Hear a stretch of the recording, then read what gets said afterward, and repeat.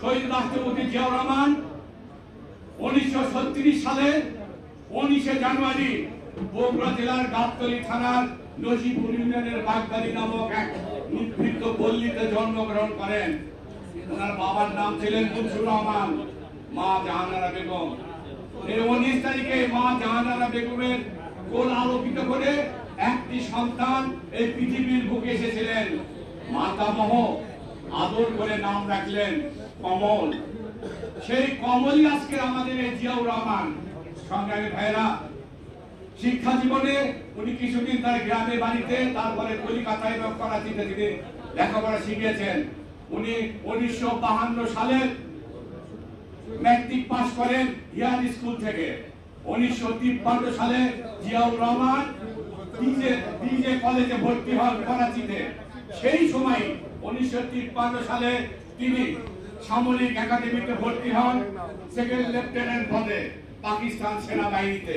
সেই সময় 53 সালে ভর্তি হওয়ার পরে 1955 সালে শহীদ রাষ্ট্রপতি জিয়াউর রহমান সেকেন্ড লেফটেন্যান্ট হিসেবে পদোন্নীত হয়ে তাকে পাকিস্তান সেনাবাহিনীতে নিযুক্ত করা হয়। 1967 সালে জিয়াউর রহমান ক্যাপ্টেন হিসেবে বাংলাদেশ পাকিস্তান সেনাবাহিনীতে আবির্ভূত হন। আপনারা জানেন 1965 সালে পাক ভারত যুদ্ধ হয়েছিলেন। সেই পাক ভারত যুদ্ধের সময় শহীদ রাষ্ট্রপতি জিয়াউর রহমান পাকিস্তান সেনাবাহিনীর একজন কোম্পানি কমান্ডার হিসেবে খেমখানা রণাঙ্গনে যুদ্ধ করেন। ভারতের সেনাবাহিনী ছিল এক ডিভিশনের বিপরীতে একজন কোম্পানি কমান্ডার হিসেবে শহীদ রাষ্ট্রপতি জিয়াউর রহমান যুদ্ধ করে ভারতের অসংখ্য ভূখণ্ড উনি তার নিজের করায়ত্তে নিয়ে এসেছিলেন। এই ছিলেন জিয়াউর রহমান। এবং সেই সময় 1965 সালে পাকিস্তানের সামরিকের সর্বোচ্চ পদক এবং বীরত্বপূর্ণ সর্বোচ্চ বেশি পদকে তিনি ভূষিত হয়েছিলেন।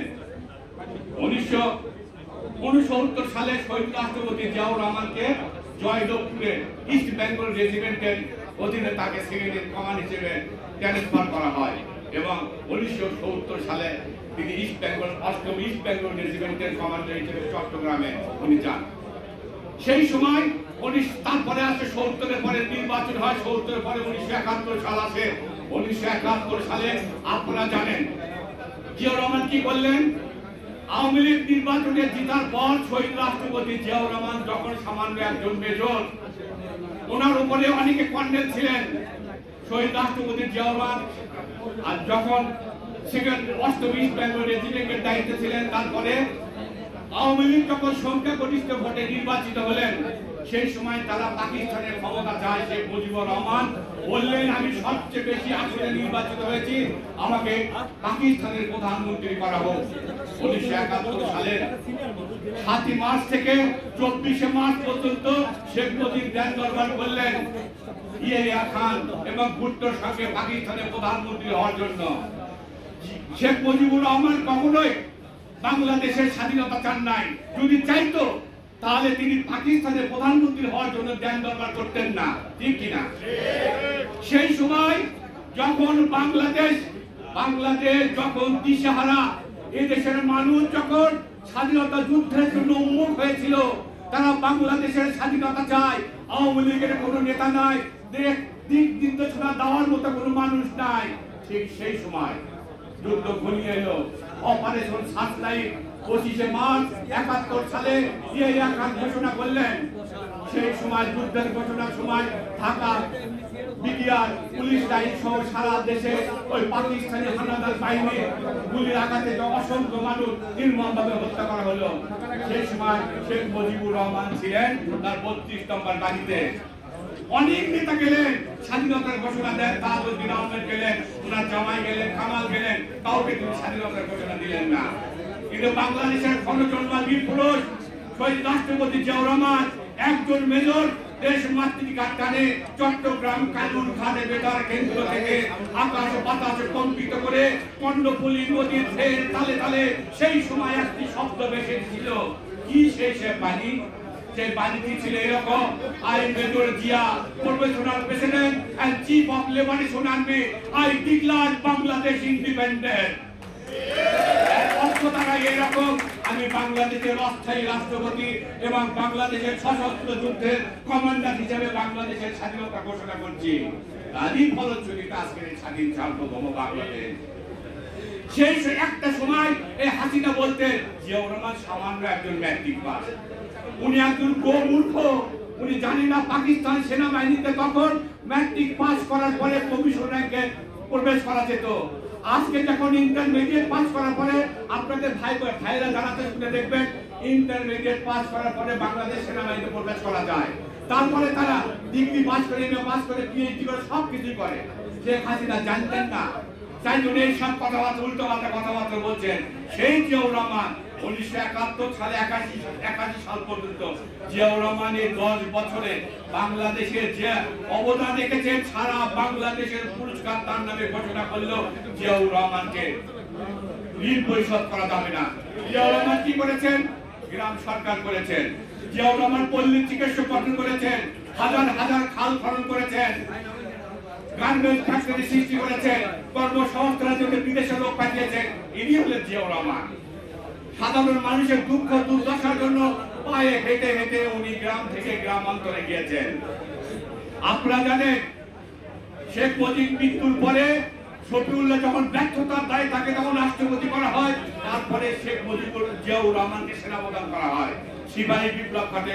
জিয়াউর রহমানের বিরুদ্ধে 18টি কূপ করা হয়েছিল। 17টি কূপ উনি তার দক্ষতা এবং তার বিচক্ষণতাকে উনি ঠেকাতে পেরেছিলেন, কিন্তু 18তম কূপে তাকে শহীদ করা হয়েছিল। সামনের ভাইরা, আমি ছোট্ট একটি কথা বলে আমার বক্তব্য এখানে শেষ করতে যাচ্ছি। গল্পটা ছিল এরকম, 1980 সালে ওনার মৃত্যুবরণের পরে এই গল্পটা লিখেছিলেন তখনকার বিচিত্রা নামে এক পত্রিকা ছিল। সাদত চৌধুরী ছিল তার সম্পাদক। সেই পত্রিকার ছোট্ট একটি ঘটনা বলে জিয়াউর রহমানের কীর্তি আপনাদের সামনে বলে আমি চলে যেতে চাচ্ছি।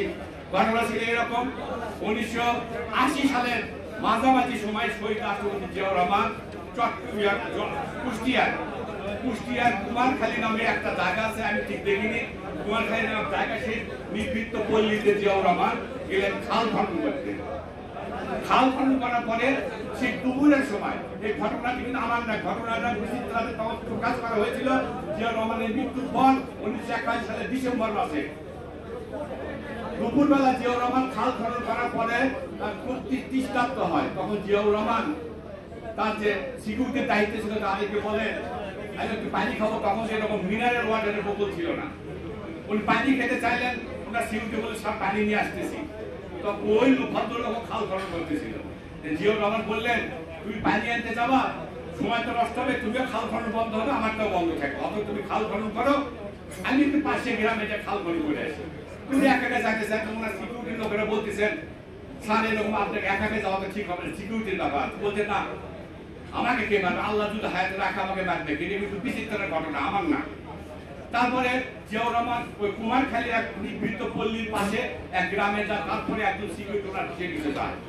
এক গ্রামের এক নিবৃত্ত এক 3 চালা এক ঘরে যায়, উনি বলতেছেন মা বাসায় কি কেউ আছেন? তখন সে বাড়ি থেকে এক বৃদ্ধ মহিলা ভাই বলছে কে তুমি? তো বলতেছে আমি জিয়াউর রহমান, বাংলাদেশের প্রেসিডেন্ট জিয়াউর রহমান, আমাকে একটু পানি খাওয়াবেন। বৃদ্ধ মহিলা ভাবতে বলতেছে তো ফালতুলি করার জায়গা পাবে না, জিয়াউর রহমান এসে আমার বাড়ির পানি খাবা, উনি তো খাল খনন করতে আছে শুনলাম, আমার বাড়ির পানি খাবার আছে, ফালতুলি করো না, আমি জিয়াউর রহমান, একটু আসেন আমাকে এক গ্লাস পানি দেন। তখন পুলিশ বলছে ভাই বলতেছে যাই তো বাইরে, বাইরে ছিল লাঠির ঘর থেকে পুরী বৃদ্ধটা বাইরে আসে। আসার পরে উনি দেখে তো অবাক, সত্যি সত্যি আমার বাড়ি গেটে জিয়াউর রহমান দাঁড়িয়ে আছে। উনি তো অবাক হয়ে গেছে। অবাক হওয়ার পরে মা আপনি আমাকে চিনেন? হ্যাঁ চিনি। করতে দেখলেন আপনি? আমার গ্রামের পাশে মেম্বার আছে, সেই মেম্বারের বাড়ি সাদা কালো একটা টিভি আছে, ওখানে মাঝে মধ্যে যাই এখানে দেখে আসি, তোমাকে দেখছি বাবা ওই জায়গাটি।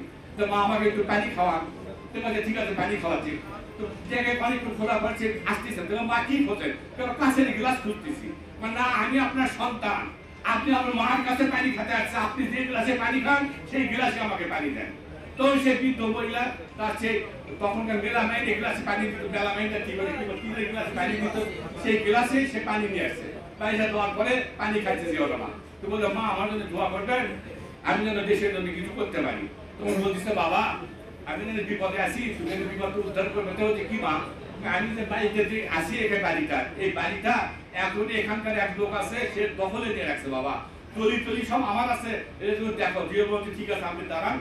তো আশা করি বলছে যে আপনি একটা নাম্বার রাখেন, এই নাম্বারটা কাউকে দেবেন না, এই নাম্বারটা শুধু আমি বলবো, আপনি এই নাম্বারটা রাখেন দিন।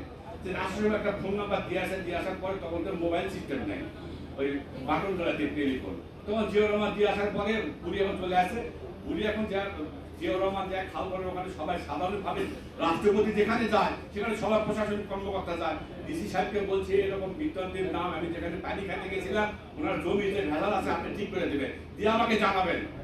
তখন যে সবাই ডিসি সাহেব এখন অবাক হয়ে গেছে, সে খোঁজ খবর নিয়ে বিদ্যুৎ দেখায় এসে দেখে আমার ঘটনা ঠিক, সবই তার কাগজ তাল, কিন্তু আর একজন সে দখলকে নিয়ে আসে, তাকে ওখান থেকে সরাই দেওয়ার পরে বিদ্যুৎ একদিন ফোন দিয়েছে জিও রহমানকে, দিয়ে সে তো ফোন পায় না, সে ডিসির পাশে বলছে বাবা এই নাম্বার একটা ফোনটা, কি নাম্বার দিয়েছেন আপনি? এটা জিয়া রহমানের নাম্বার, তো জিয়া রহমানের নাম্বার, আপনি কি করেন না এখন?